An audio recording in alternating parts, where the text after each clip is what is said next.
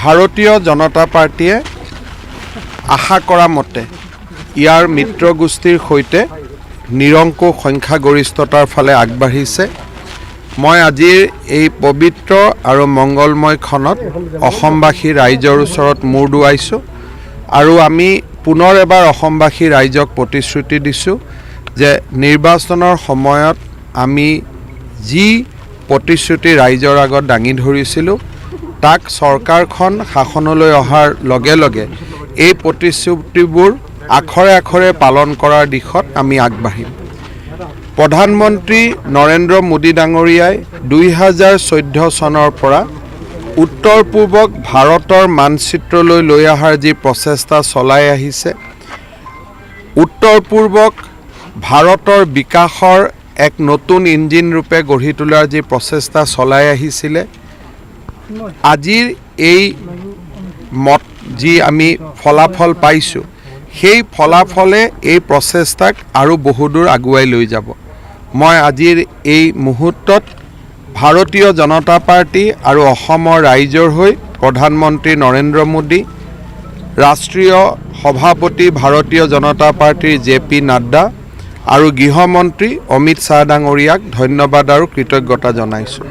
তাৰ লগে লগে অসম গণ পৰিষদ দলৰ সভাপতি অতুল বৰা আৰু গণ পৰিষদ দলৰ কাৰ্যকৰ্তাসকলক, UPPL দলৰ সভাপতি প্ৰমোদ বড়ো আৰু UPPLৰ কাৰ্যকৰ্তাসকলকো মই অভিনন্দন জনাইছোঁ।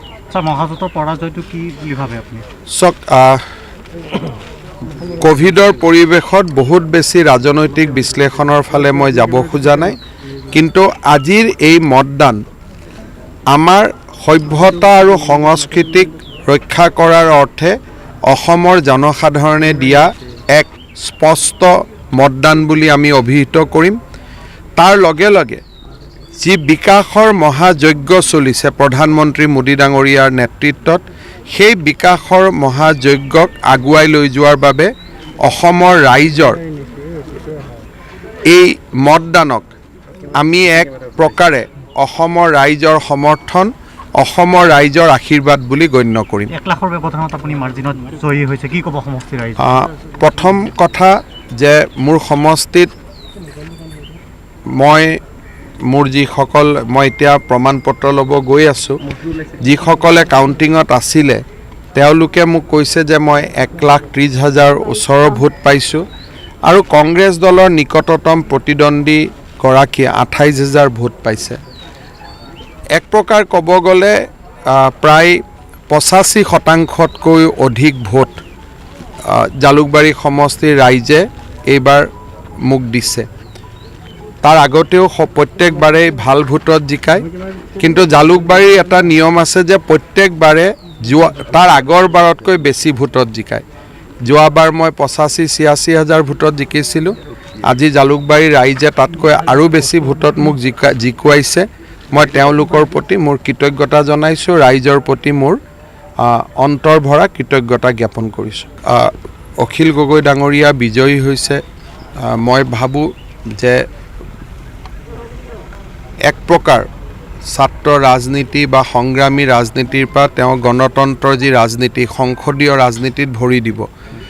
মই আশা কৰিম যে সংসদীয় ৰাজনীতিত ভৰি দিয়াৰ সময়ত যিবিলাক অসংসদীয় কাম ইমান দিনে হৈ আছিলে সেইবিলাকৰ পৰা তেওঁৰ যাতে উত্তৰণ হয় আৰু তেওঁ যাতে যি ধৰণে আন বিৰোধী পক্ষত থকা বহুত ভাল ভাল নেতাই, জৰ্জ ফাৰ্ণাণ্ডেজৰ পৰা গৌৰীশংকৰ ভট্টাচাৰ্যলৈকে, যিসকলে বিৰোধী দলত থাকি ভাল ভূমিকা গ্ৰহণ কৰিছিল, তেনেকুৱা ভূমিকা গ্ৰহণ কৰক।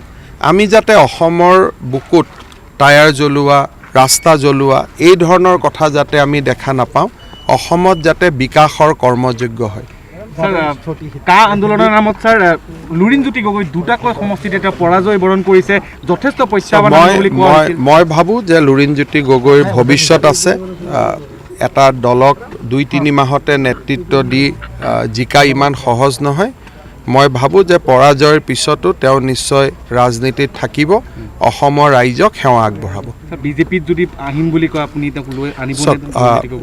এই মুহূৰ্তত এনেকুৱা কথা আলোচনাটো কৰাটো উচিত নহয়, কাৰণ তেওঁৰো সমৰ্থকসকল তেওঁৰ লগত আজিৰ দিনটোত আছে।